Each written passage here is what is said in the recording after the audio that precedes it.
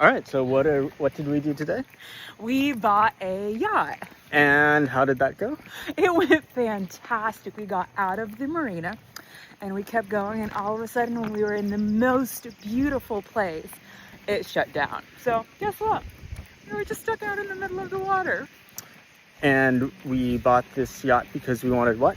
We want to live on it. I thought we wanted an adventure. Oh yeah. Is this an adventure? Yes, it is. So what are we doing now? We're going on an adventure together. What kind of adventure? I don't know. We're walking for an hour back to the car. So we just put out our first sail. We are out in the water.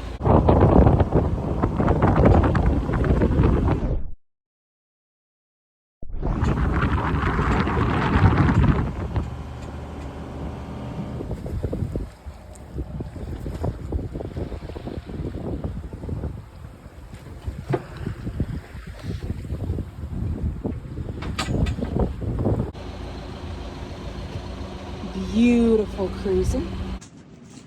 All right, so this is our new yacht.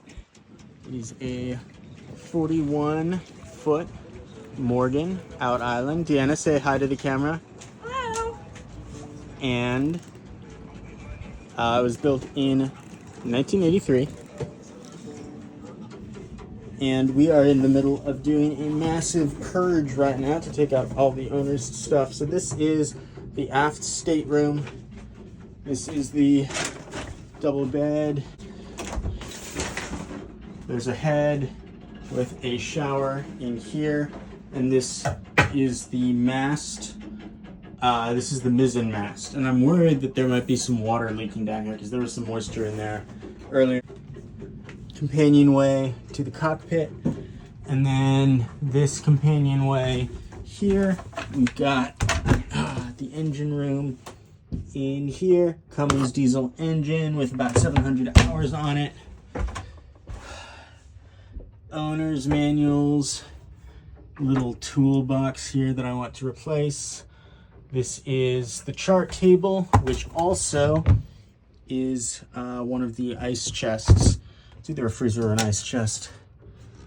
So shelves, VHF, and this is the main saloon. Here is the other companionway. This is the galley. This is a fold-down double berth, which also doubles as the dining room. Can fold down to as a dining table, or it can fold down further to become the bed platform. And then we have another berth here. There's storage under these cushions. More storage here in these lockers. Have this clock, handset. And then this used to be storage. It's been converted into the second air conditioning unit. This is the second head here, which was being replaced to a compost unit, but that was never completed. Got a flare gun there. And this is the forward V berth. And all the way up here, in here, this is the locker for the windlass and the anchor chain.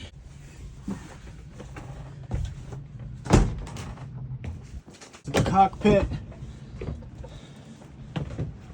Got lockers, mizzen mast, main mast, roller furler, jib up there. Deanna's getting some practice at the helm, and we are cruising along at about 4 knots. We've been between 4 and 5, where we're gonna have our yacht hauled out on Wednesday.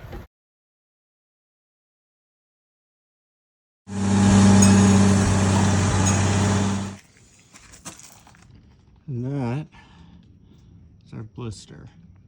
See the liquid seeping out there?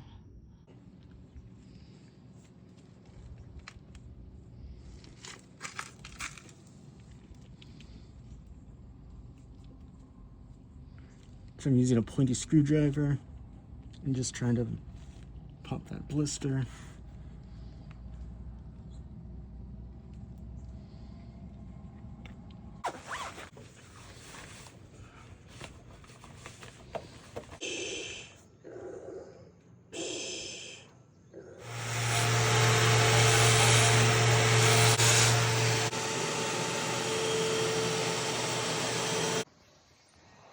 Are you my mommy?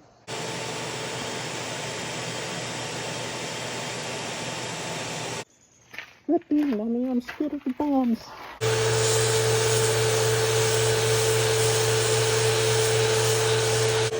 That's really good. It looks like it's just a gel coat underneath. That's fine. It isn't gonna be that bad. And this is why you wear protective gear.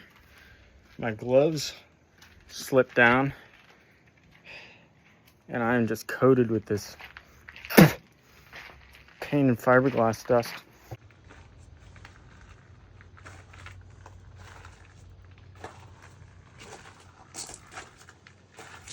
I went over the hull again, and I found a few more blisters on this side. I thought that there were only maybe 15. However, I think the grand total now is around 35 or so. So hopefully I found them all. I'm going to grind these out, and then I will be stripping the paint off and looking for more blisters once this paint is off, because it's very thick and some of it is flaking off, so that makes it a little bit difficult. Let's see how this works. I'm not sure if that'll work at all. Let's see.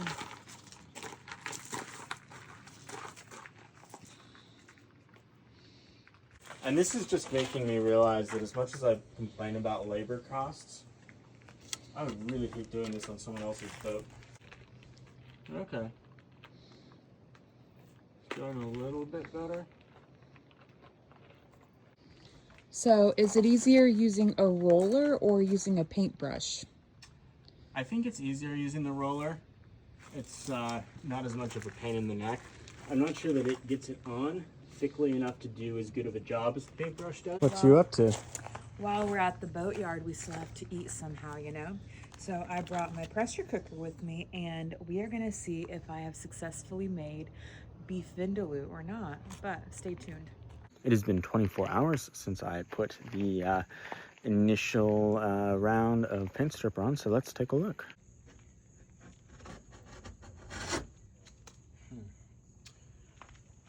And that looks like it is taking off about 1 full layer of paint, maybe 1.5 layers of paint.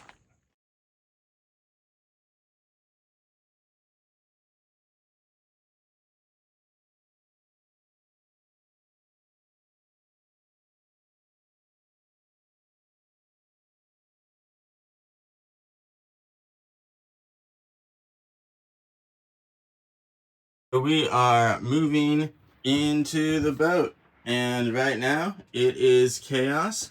We have some of my sailing books, a few other books, stuff from the pantry that we need. Got a little French press coffee maker here, a vacuum cleaner. We even have some spices in the galley.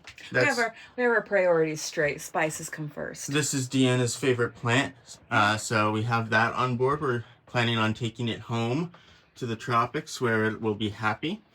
And some clothing, some boxes. And right now we're kind of wondering how we're going to fit all of this in here, but we're slowly unpacking. Part of the adventure.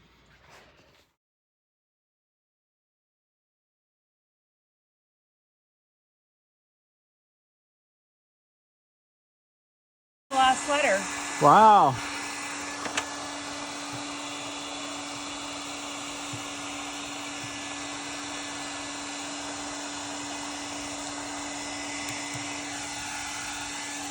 Good job. Thank you. So this part of the boat has been sitting since last night. and he had it all saran wrapped. This morning we came.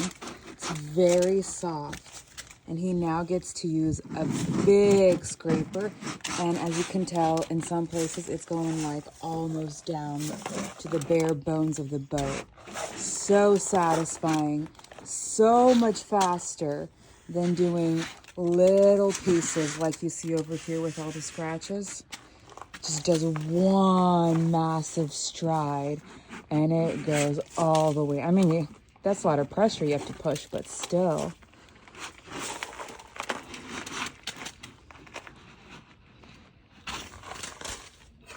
Cut that part out.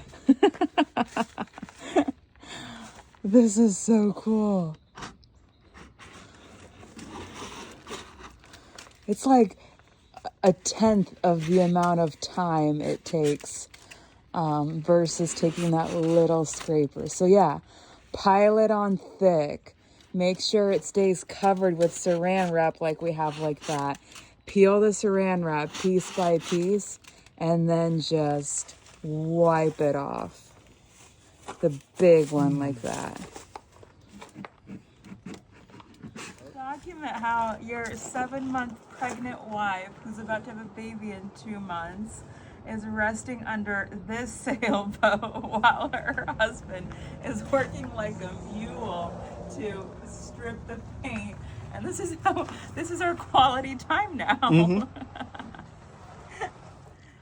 This side of the boat now looks like a geological record of everything that's been done. It has gotten like old and yellowy, so and it has like dark spots around here and around the little hatches, so I want to paint and give it like a good beautiful fresh landlord special. So I picked the color. This is linen white, and at first I was second guessing myself, but now I'm happy I did it, because if you can see, like, this is all spotted and dark, but this is all fresh and clean, and it adds like just that little bit of extra liveliness to the boat. This is sailing vessel Harriet Vane, and her entire starboard side is now stripped of paint and ready to be sanded down to bare gel coat so that I can put the barrier coat on, and then the new bottom paint.